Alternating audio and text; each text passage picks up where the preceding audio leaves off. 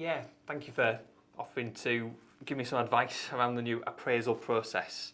Obviously, I've done quite a few appraisals before, but I've just seen recently that some of the guidance around doing appraisals has changed. And I know you've done one just the other week. So I just wanted to pick your brains a bit, really. Yeah, sure.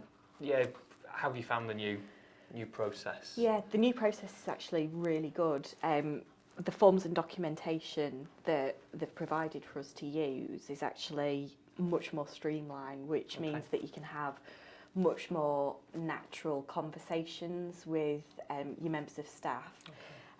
Very similar to how you'd have a usual catch-up, so actually it flows on really nicely from those. It's more around making conversations about behaviour and performance the norm. Oh, right, okay. And what we've got with the documentation is a set of documents that actually seem to really support that as well. Oh, I think I've seen some of these. I saw the guidance document, Yeah.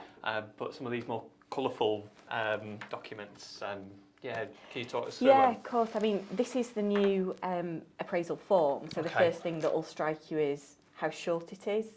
Right. So it's not an exercise to capture all of the detail in this. Actually, it is about a really meaningful conversation around behaviours, values, performance.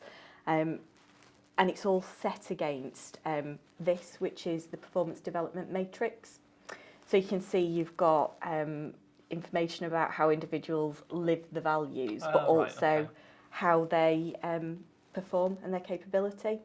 So it's not just about one, it's about both of these. So it's kind of about behaviour and outcomes. Yeah, absolutely. Okay. Yeah. What you've got that supports this is actually a set of descriptors. Wow, okay. It looks big, but actually these are really useful to put into context some of the evidence around why you may have rated a member of staff a certain way. Because that is one of the main changes. Actually, what you will do is assign a rating against what you've discussed with your appraisee. And actually, these descriptors really help to put those into context and have discussions around why you feel somebody is at this particular level, for instance, or why they feel they're at this level and you may perhaps feel they're at this level.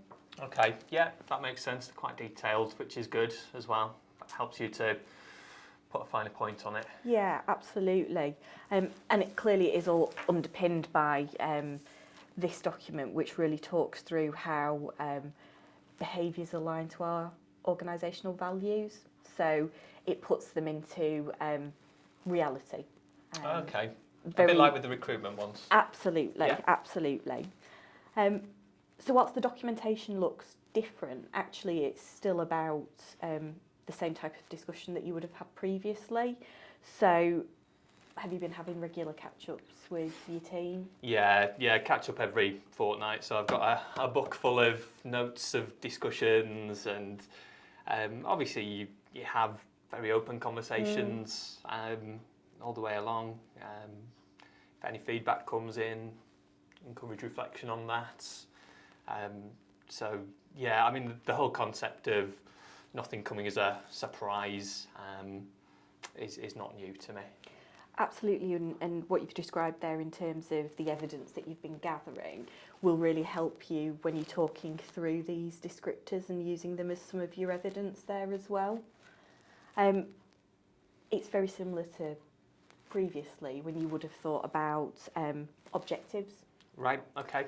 So you want to be thinking about objectives to be setting for the individual that you're appraising. You want to link them back to perhaps your own personal objectives that you'll have been set, or the objectives of the team as a whole. Yeah, makes sense. I mean, the starting point would be to identify where whoever you're appraising, where you feel that they would fall within the matrices. Yeah, that makes sense. Okay. Is there anything else I need to be thinking of? Yeah, I think probably just bear in mind what learning may support some of the objectives that you're setting. There's things that we've got within the organisation that would support that. So, for instance, coaching. Okay, yeah. I would also say consider what service development is currently going on within your team, what's happening in the future, how can you start at a point where you're equipping people and preparing them for whatever service development you may be working towards. If you have a team of people that you're appraising, is it a good opportunity to start talking to those who may be considering retirement and then factoring in succession planning to the rest of your team's appraisals? Okay, yeah, that makes sense. Okay, I'll give it a go. Fantastic. Thank you.